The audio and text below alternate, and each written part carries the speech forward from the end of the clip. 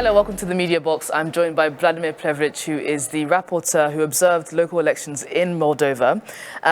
You did, in your reports, mention some of the progress that's been made in the conduct of local elections. Yes. Can you explain them a bit more? Yes, I can. So there was some recommendations sent before the elections, and I have to say that the authorities in Moldova did everything to implement as many as possible. Of course, there is always room for the improvement, but to be clear, the first thing that they changed was the application of 40% gender quota on the list. So this is for the, let's say, support of women participation in the election period. The second thing is they changed the high requirements for independent candidates. So basically, everybody in quotation mark could then run for the elections, and this is good for democracy.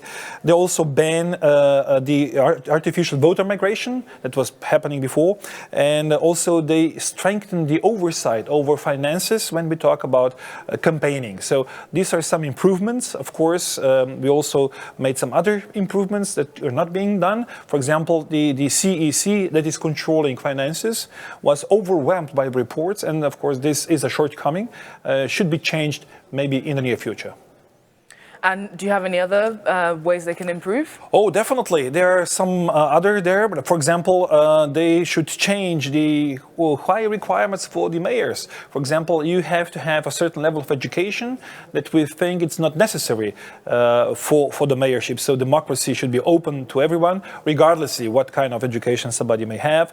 Also to avoid last-minute changes. We were confronted with the fact that one party, of course, there were some arguments for banning this party from running, but this happened really late, basically one day prior the E-Day. So these things should not happen in the future, because this is changing the trust into the system, and it's not good for democracy as well. Of course, we also emphasize the media concentration and disinformation, and very strong authorities by the special commission that may, in case of let's say danger from the outside, change and ban something. We saw that there is control lacking over this kind of commission, and should be changed in the future, not to be misused or in any way to be interfering with the elections within Moldova. But overall, we can say that the elections were calm, well organized, from opening the polling stations until the end to the counting procedure. Vladimir PREBILIC, who's part of the mission observing local elections in Moldova, thank you so much for joining me on the Media Box. Thank you for the invitation.